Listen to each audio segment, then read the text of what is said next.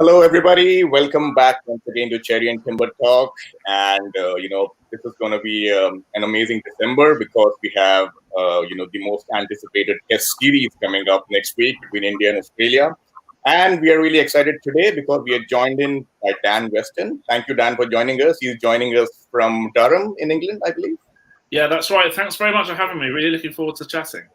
Awesome. So Dan is, a guru in data and analytics, and he works with professional teams in cricket and other sports as well, helping them with data and analytics to come up with better insights and decision making. And I won't talk too much about Dan because I'll let him introduce himself. So Dan, over to you. Yeah, hi. Yeah, so basically, I kind of had like a bit of a mathematical background from a young age, and did an accounting degree at university. So I've always been quite kind of maths orientated, and kind of from there always had careers which worked with numbers.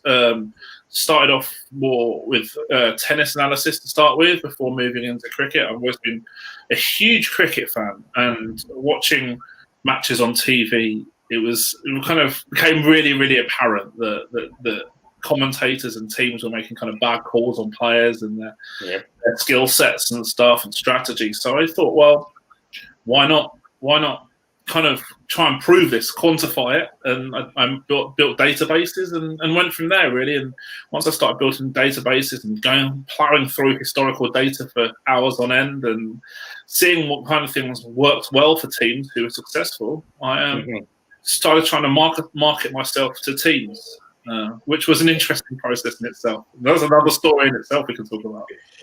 Interesting, Dan. And I think we are living in the information age today, too, per se, because, we are living in a world wherein there is so much of numbers around, so much of data. But I think the important element there is, Dan, having somebody like you to kind of make sense with that data, right? Because the data in the raw form doesn't mean anything unless it's kind of given in the form of information that can be actioned upon, right? Yeah, you're 100% right. Because also when you're dealing with, say, coaches, captains, players, they don't want an extremely technical document. They're going to, their eyes are going to glaze over straight away. So you've got to be able to use your numbers to tell a story to them, which they're going to buy into and then be able to implement either in terms of on the pitch or in terms of strategic decision making in advance of matches, planning, drafts, recruitment, auctions, etc. So it's crucial to show that story. And I get a lot of people on LinkedIn and email come to me. They ask me questions about like how to get into this industry, and it's really, really difficult.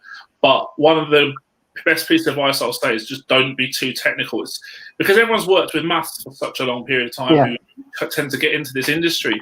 It's so tempting to write this amazing technical document as if it's like a university dissertation or a book.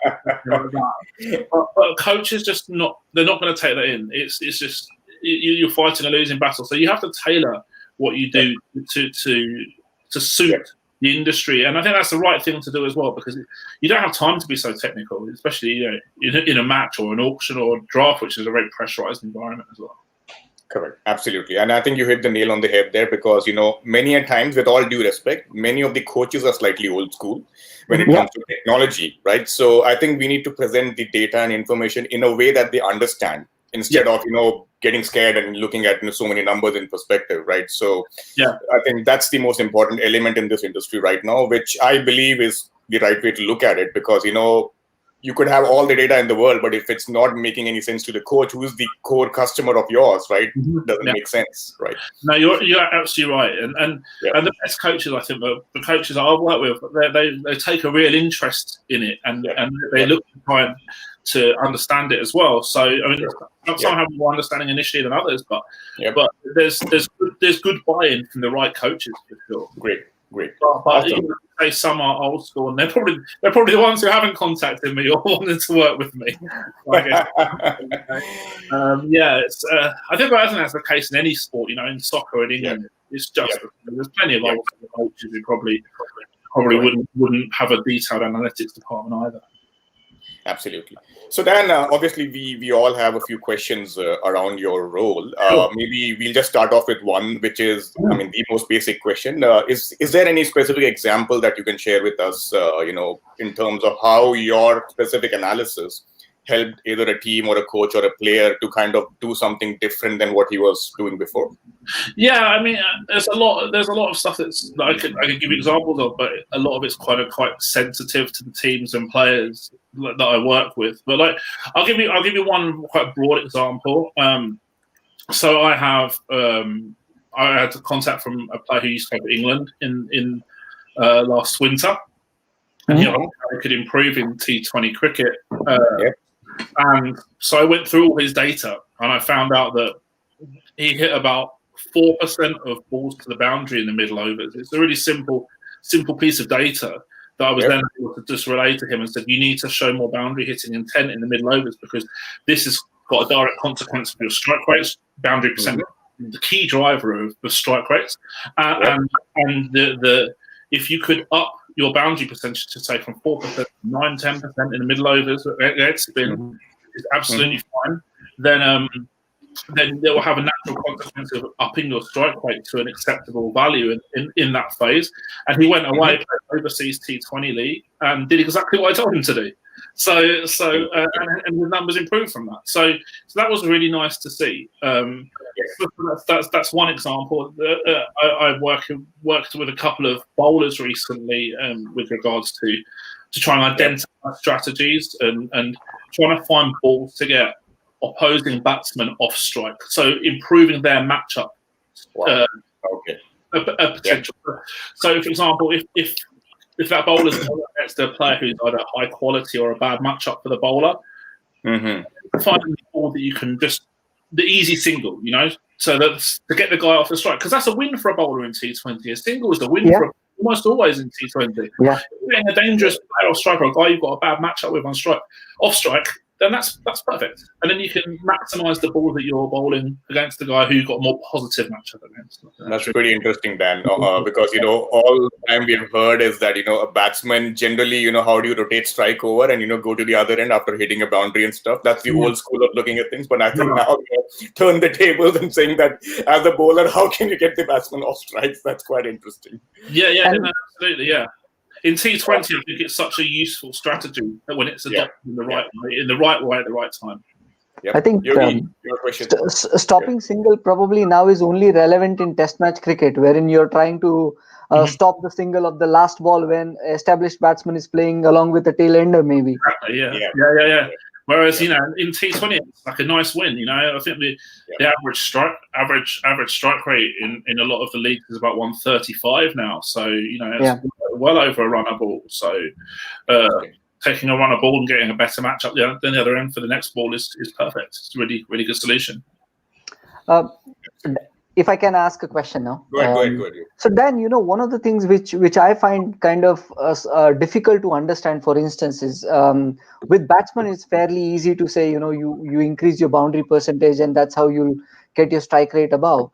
For bowlers, it's become that much more difficult to sort of, understand where do you pitch the ball so that you can go for least amount of runs, because what was a good ball in the past has now become cannon fodder in that regard. So how do you sort of analyze where the bowler needs to bowl as well as where he needs to have his field, for instance?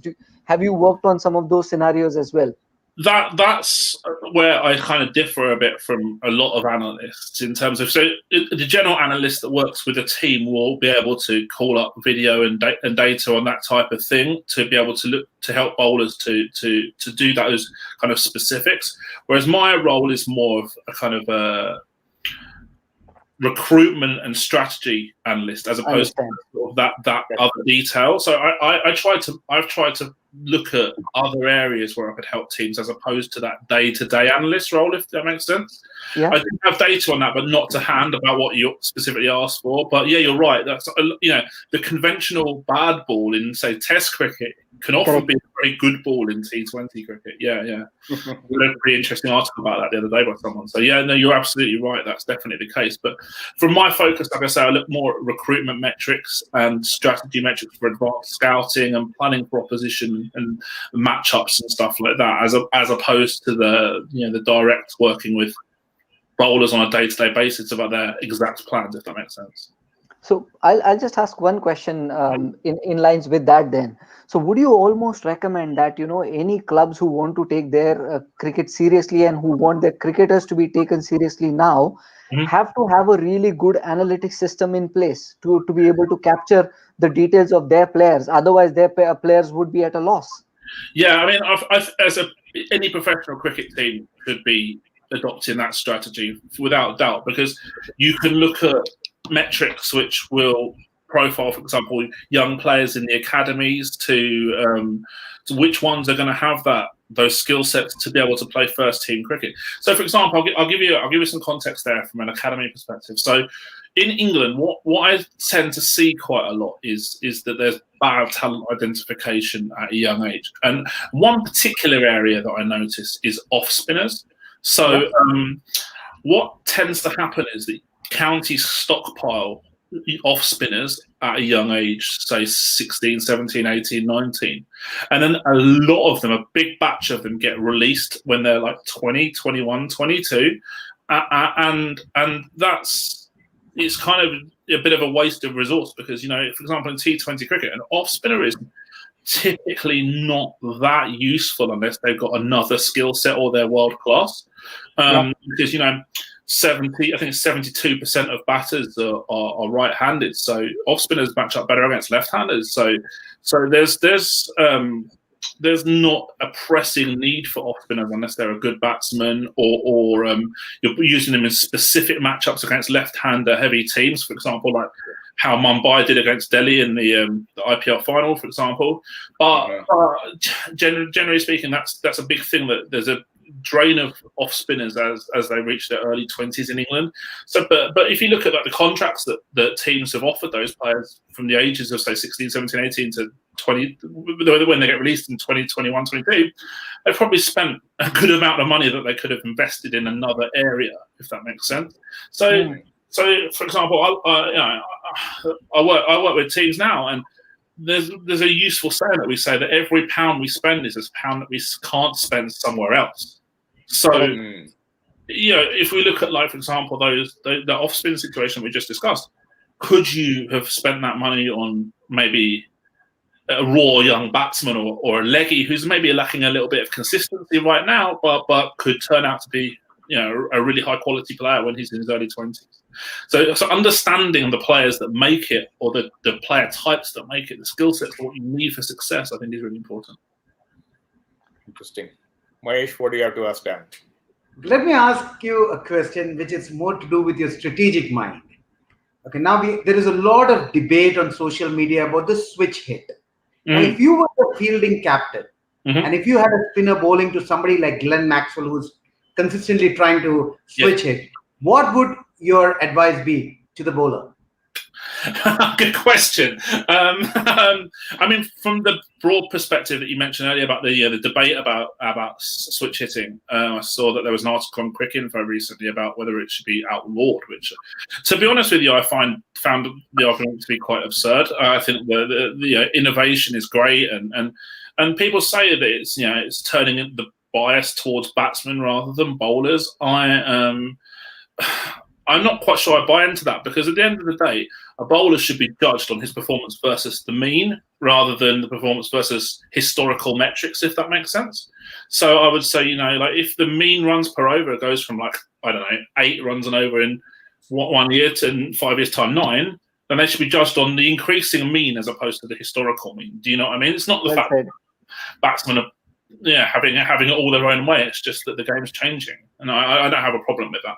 With regards to the switch hitting and stuff like that, I guess you got to be very aware of the players' strengths and weaknesses. I mean, personally, I would, if I'm planning against Maxwell in terms of matchups and stuff like that, I'm looking at really focusing on the areas where he's a lot weaker than and focusing on those type of matchups that he perhaps won't be dangerous in. And I guess also the data analyst as well, he's going to want to work out fielding plans and stuff like that as well. But there's plans, but then sometimes you also have to tip your hat to amazing players and say, okay, well, you're just too good for me today. I actually know an area where Glenn Maxwell is kind of weak. Okay. And that's IPL.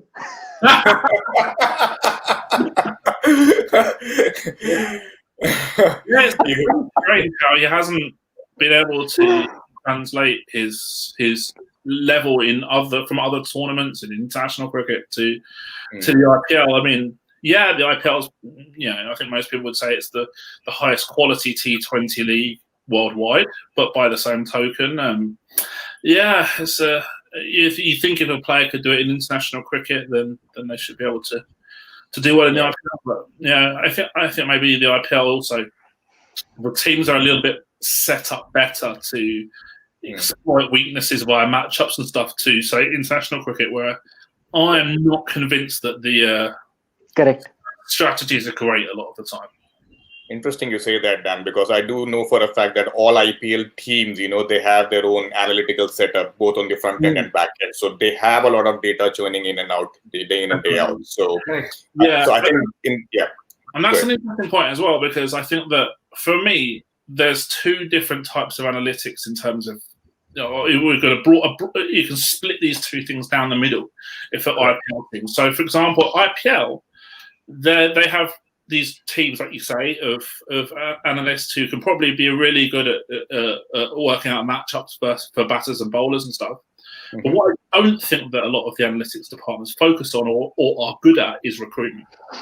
So there's a big that I agree. I wholly solely agree, because I feel that many a times they miss the bus in the auctions in terms of their combinations and the players that they could have recruited versus the ones they let go. Yeah, that's for sure.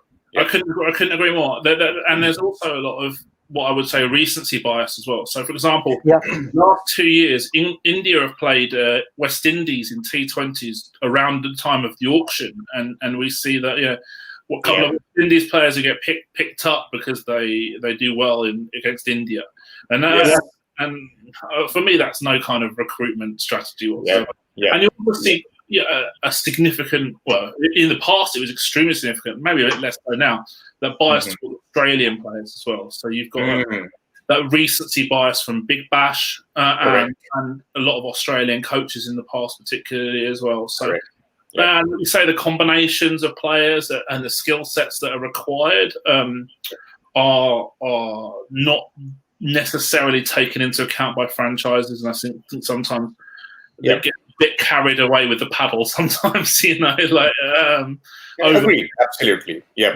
I mean, for example, Tom Banton, which I rate him really highly, Tom Banton, and I thought that, he wasn't given enough opportunities to play in this IPL, because I feel he's a great prospect compared to some of the others who got more chances, right? So that is something which is definitely there.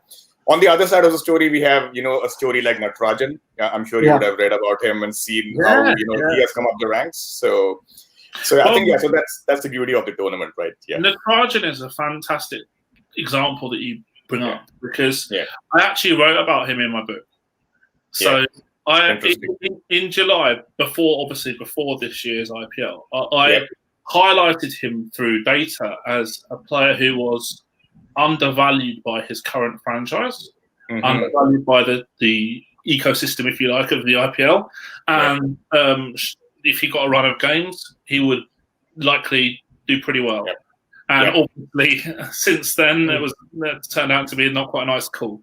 And I also, funny enough, I said the same about Devdutt Padikkal as well, that he was a superstar. Because, you look at his Syed Mushtaq Ali trophy numbers, and you don't need to look twice. The highest boundary percentage of any player facing like 250 plus balls in the last 2 years. You don't, at his age, and I think that there was only 3 players, him and Kishan and Pant, who are at that level at that age were just so far ahead of every player at that age. And obviously Pant is a superstar. Perhaps some people say that he's harshly treated by the national team in terms of T20 cricket. He probably would be one player that I would want to back and back and back in terms of having faith in their ability and to give him every chance to be a superstar. And we saw Kishan really kick on this year in terms of his realizing that potential as well. So that was and I think Padikkal will be the same. I think that he's going on the fast track to the national team. You know what's fascinating, Dan, about what you said right now? I mean, obviously the numbers and the players aside, I see how the game has changed and how the world has changed. Here's an Englishman sitting in Durham and talking about Syed Mushtaq Ali tournament happening in India. I'm talking about the Saudi Premier League And the TNPL as well. So, I mean, imagine, say 10 years back, and 10 years ago, I would not have imagined we having this conversation. And you're talking about some guy called Natarajan coming from a village near Salem in Tamil Nadu, and you're writing about him in your book. So imagine how the game has changed and how the world is looking at cricket now. And that's the beauty of looking at data as well, because data enables you to do not a visual scouting of a player, but a scouting of a player that we can then. I could, for example, say I was working with an IPL franchise, which I'm not currently. Open to offers. So there's I could just say to them, okay, here's a short list of guys who have fit my statistical filters for players who are interesting for you to look at, and then do some extensive due diligence, visually scout these guys, go to their matches a few times, really do some research on their background and their character and everything. Leave no stone unturned. But if there's a short list of 20 players, I reckon you would get a good amount of them would turn out to be pretty decent acquisitions at cheap prices. I could tell you some more players who stats-wise they fit into some good filters as well, like who don't play IPL. So a guy called Ganashan Pariswamy, who a bowler. I've heard about him. Yep. Former under-19 bowler Chama Malindi is someone who I would take a gamble on as well for IPL, cheap price, left armour. So you get a left armour for say 20 lakh or 50 lakh. You're not paying a premium for a left armour, and everyone pays premiums for left armours. So you've got a local left armour with some potential. And I also think if I was Kings 11, I would have given Ishan Perel a bit more of an opportunity. Absolutely. I agree. Yep. I think this is something which Mahesh, me, and Rogesh have discussed in our IPL show back then. Yep. So I think Ishan Perel was a name that we definitely discussed who should have got a chance. And I think what you're saying is, Dan, it's the Moneyball theory, and I think that completely makes sense. Yep. Just trying to find young players and players with high potential who you can invest in them cost effectively. Whereas and also identifying cheaper solutions to problems. So, for example, one example that I use is someone like Steve Smith, for example. Now, Steve Smith, I think you would say, I don't think anyone would debate, is one of, if not the best, Test batsman in the world. I don't think there's any debate about that at all. Yes. I don't rate him as highly in T20 cricket. So he's a very solid batsman in T20 cricket, no doubt about that. But is he worth the premium price as an overseas player? Could you find a local player who is an 80% or a 90% version of Steve Smith? Could you buy someone like Virat Singh for 2 crore and save the money and then buy another bowler if you're registered? That's an argument that I would make. So, for example, obviously they struggled with their death bowling. Could they save the money by picking a cheaper local batsman? Very promising. Virat Singh, I think, is a very highly young player. Exactly. And then say using that extra, I don't know what the difference is, but maybe 7-8 crore or something like that. You pick up another high quality overseas bowler. Absolutely. Correct. And I absolutely agree with you. And that's probably one area which, I personally feel that Sunrisers Hyderabad probably do a really good job because, they have those bits and pieces of the jigsaw puzzle coming together and they know where they want to invest. So I think that's probably one area which they do slightly better than the other teams, I feel, in terms of, getting the local players in and grooming their bowling department because that's where they feel bowlers win games for them, right? So And funny enough, we talk about Sunrisers. Sandeep Sharma was one that I highlighted in my book as being quite underrated as well. And he had an excellent power play season in particular. And another player that I really like for them, and as he for me, he offers a point of difference over his batsman as a future potential player is Abdul Samad as well. Abdul Samad, yeah. This guy is ultra aggressive batsman who has very little fear of getting out, and I think that is very unconventional for an Indian batsman in terms of a lot of them are quite conservative. They 25, 130 strike rate type players, whereas I think Samad could really offer a point of difference to the local playing pool moving forward. Interesting. Awesome. So Dan, that was really insightful, Dan. Sorry. Yeah, go ahead, Mahesh. So Dan, if somebody like Natarajan was picked by a franchisee like the Mumbai Indians, probably he wouldn't have played the entire season, right? Yeah. So it's also important to be in the right franchise, right? Yeah, I was talking to a coach about this kind of thing quite recently, and they talk about it's a bit like the film Sliding Doors. I don't know if any of you have ever seen that, where like if you either miss the train or you catch the train, the doors shut as you jump on the train, and sometimes it's right place, right time. And I think that you could say the same in like English domestic cricket as well. It's no different at all. Like I know one player. I don't want to say who it was, but I know there was one player who I rate extremely highly as a young player. Now he wasn't. And I've rated him highly for over 2 years. He was not a regular in this county team, and the day before the current county season, one of his teammates got injured, and the player that I rate got picked in the first game of the season. wasn't supposed to be playing. Played so well in the first game of the season that he played every single match for the rest of the season. Wow. So it is taking that opportunity a lot of the time when it's given to you. And some players don't get those opportunities, and it's really unfair. And like you say, if Natarajan was at Mumbai, maybe he wouldn't have played. We'd still be sitting here and he wouldn't be an international cricketer. Absolutely. All right, guys, I think let's come to the next topic on the show, which is the India-Australia Test Series. So I think, Mahesh, so I'll come to you first. In terms of the Indian opening combination, which is the red-hot debate right now, between the three of, say, Shaw, Gill, and Mayank Agarwal, what's the combination that you are likely to go with? I would go with Gill and Mayank because my belief is that Prithvi Shaw is still a little suspect against real pace and real short pitch bowling. So probably he will struggle. Maybe he scored a few runs in the recently concluded match in the first inning, but if you see, most of the balls were pitched up. They didn't really, bowl short. Maybe in the test match, bowlers like Stark and Hazelwood, they know what to do, and they'll come and really bang it short.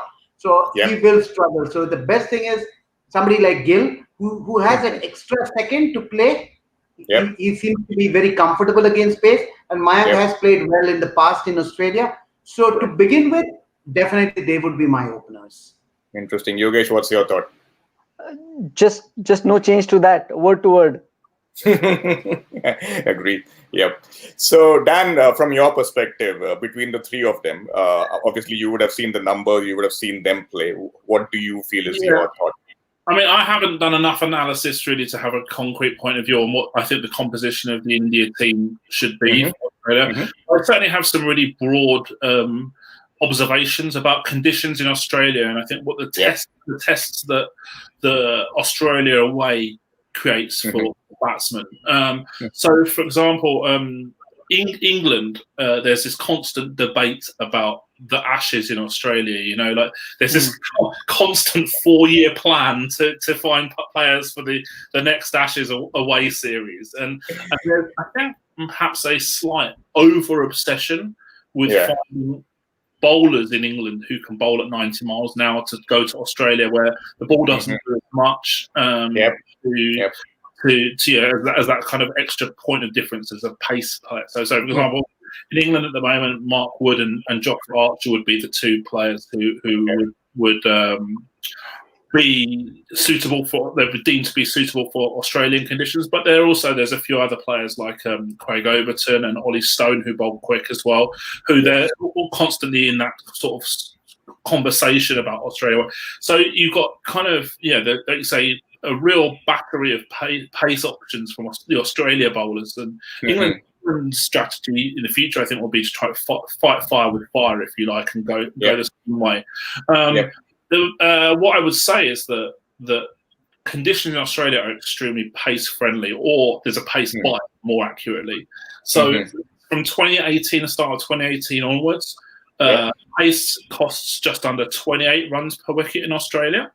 Spin 45. So there's not going to be a trial by spin. We can be sure of that. And pace, I think, will be is whoever which pace attack bowls best will be a considerable driver to, and which batting group handles the pace attack best will be a considerable driver of success in the series. So interesting. You almost got me to the question which I was about to ask in the end, but then I think probably Yogesh, I'll ask you first. Given Dan's insights right now, for the first test, which is a pink ball test, would you go with a 4-pronged pace attack, or would you get Ravichandran Ashwin and 3 paces? I mean, it's a good dilemma, but I do feel that somebody like Ashwin adds that invaluable element to the team. So if your 3 bowlers are actually doing a good job, then I wouldn't mind playing Ashwin, to be honest with you, because the last thing you want is you push in a 4th bowler who's probably not in the same experience and skill and temperament sort of a bracket, and then struggles and doesn't end up adding the same value to the team. Now, while Dan has actually spoken about pace, one thing that also must be considered is, the pace by itself will not get you wickets against quality Australian batting, and which is the other element that you spoke of, Dan, that which batting unit handles pace better. So I would say, 3 quality pacers backed up by a little bit of a variety with experience that Ashwin holds, I would still go with that. Interesting. Mahesh, how about you? Yeah, I would also go with the 3 pace attack plus a spinner, because A gives you variety. Unfortunately, we don't have anybody who's going to come and bowl left arm. I mean, it's going to be Shami, Bumrah. So there's no variety there. Okay, so we're not even getting that kind of variety. So spin will always add to it. And if they are going to bat last on that wicket, and if the wicket actually cracks a little bit, maybe Ashwin could come in. But I would definitely take somebody like Vihari, because he will give you that option of bowling a little bit of off spin along with Ashwin. So we need a little bit of variety when you're playing, because it's a 5-day match. It's not a T20 or a 50-over match. We need to come out of that zone. You might have to bowl 130, 120, 130 overs, 140 overs sometimes, and you can't expect your pace bowlers to do all that bowling, right? So that could be the only reason that I would want. And if I may add one more thing to this, that the way the pink ball behaves is slightly different from the traditional red ball. So while the statistics are there for the spinners in the red ball cricket, I don't know how much of the stats are actually available for spinners bowling in pink ball cricket. So that was my next question, Yogesh. Actually, when Mahesh said it's a 5-day match, I'm just trying to think through how many pink ball tests have actually lasted for 5 days. So, I mean, it's not before. Yeah, exactly, right. So generally, the Adelaide Oval, assess the spinners on day 4 and day 5. But with the pink ball, I'm just trying to think through whether that will be a big factor. Yeah, but some matches in county cricket over the last couple of years in England with the pink, and it was over like that. Like I remember watching. I think there's a Kent match that I watched. Grant Stewart. I don't know his exact figures, but there was someone like 7 for 30. It was unbelievable. Guy who just exploited the conditions completely. This I kind of, if you're going to play 4, that's probably the match to do it in, the pink ball. Exactly. Yeah, I agree. The thing I would say as well with this series, obviously, probably rather COVID-driven, this kind of thing, is the fact that there's a quick turnaround between each 10. So it's a lot to ask for pacers to go again and again over 4 matches. Now, on the whole, I think there's certainly an argument for specific conditions, meaning you can go with that 4-seam approach. So, for example, English conditions early in the season, April, May, etc. I don't think there's that much need for a specialist spinner. But then, when you consider that India have got the benefit of having Ashwin in their team, and Ashwin adds much more with the bat over the average spinner.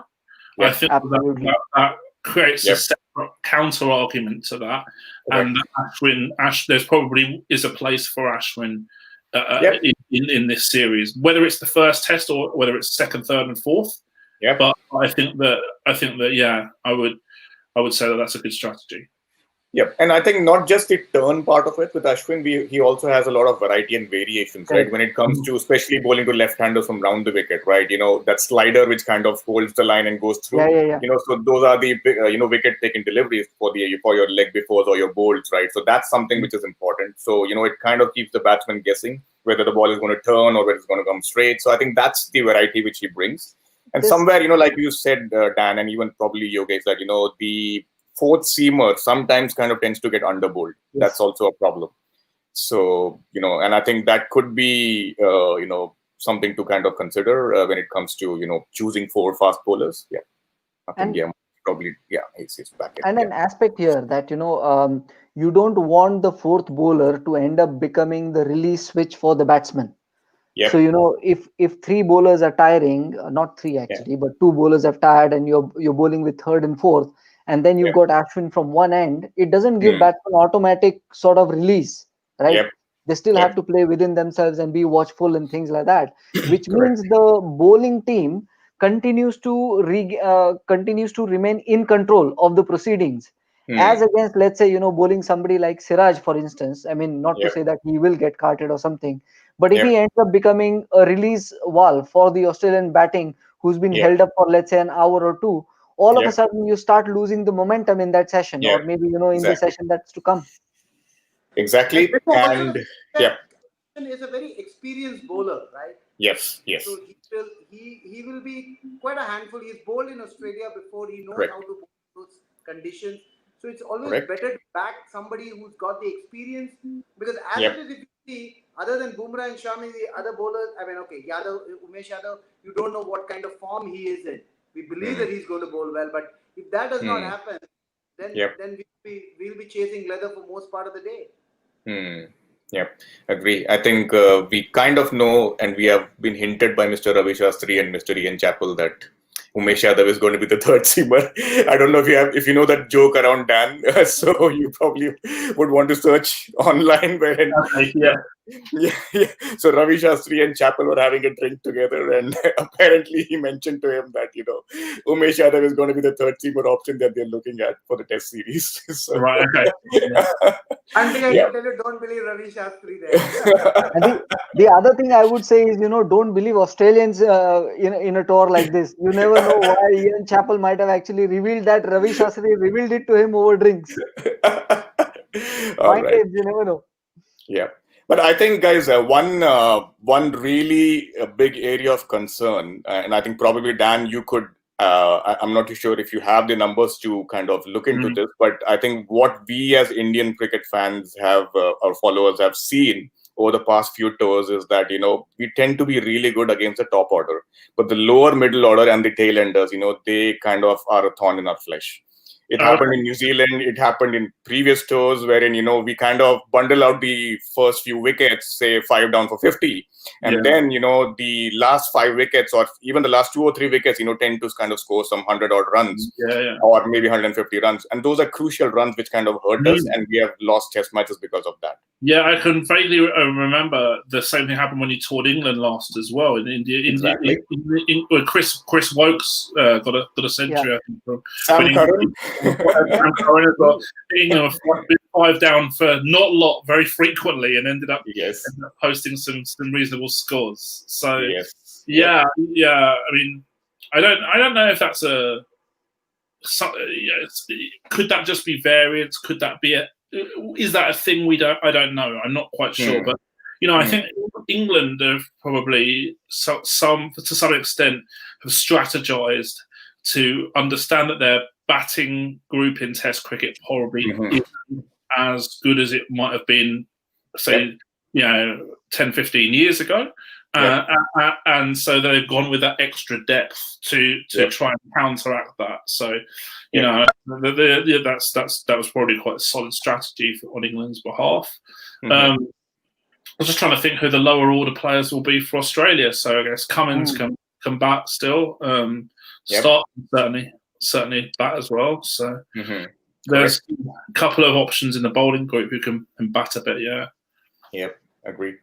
And I think probably it's a kind of a series where both teams, right, Yogesh, have the same dilemma with their opening combination. I think even Australia is kind of, running from pillar to post, trying to figure out who is going to open the batting in the next test, right? So they have, I think, Burns, who is kind of Joe Burns, who is still, a bit here and there. He was in good form in the domestic circuit, apparently, but the last few games that we have seen him, the Indian bowlers have kind of got his number. Then we have Bukowski, I don't know how you pronounce his name. Yeah. So he's out. He's got concussion. Yeah. Exactly right. So he had a concussion injury in the last first class game that he played against India. So that's again a dilemma, right? So Warner is injured. So I think probably Marcus Harris is the only option left right now, which is a sure starter for them at the moment. They were talking about opening with Labuschagne and then Cameron Green playing in the lower middle order. Who I think is, on the side note, I think is a player of exceptional potential. Someone who I think will be a real household name for many years to come. If he doesn't get injured, this guy will be a superstar, I think. Green's got a concussion now as well from the he took a blow on the head from from Jasprit Bumrah. I mean, that is like maybe Jasprit Bumrah is the new Indian number 8 as well. Yeah, absolutely. If this was 1992, Jasprit Bumrah would have come in number 3. Pinch hitter, yep. All right, guys. I think that pretty much brings us to the end of this show. Thank you, Dan. Thanks a lot for joining us. And this was really insightful, and I think we got a lot of interesting insights from you from a data analytics perspective in terms of how do people from outside look at what's happening on the inside, and how do we influence decision making? How do you kind of bring the best out of coaches, players, and I think that's something which is really useful to know. So thank you for joining. Thanks, Yogesh. Thanks, Mahesh. And for me, Dan has been like the Nostradamus of cricket. He saw Natarajan before anybody else did. Who knows? Today he's spoken about Cameron Green, so I'm going to just keep that particle. Exactly. So I think we should probably save this video and clip it out and put out in Dan's biography somewhere wherein I predicted this on Chariot Timber Talk. You might get a call from a few franchisees telling you to hop over to India the next IPL. Yeah, absolutely. How do you go with curry, Dan? Oh yeah, fantastic. Good to know that, Dan. So you're good for India then. Yeah. As I was saying, I'm open to offers for IPL franchises. Awesome. Great, Dan. Thank you for joining once again. Thanks, guys, and looking forward to the test series. And Dan, please do keep following our shows whenever you can pitch in. So, lovely to have you here once again. Thanks a lot, guys. Looking forward to the next week. Bye-bye. Cheers. Brilliant. Cheers.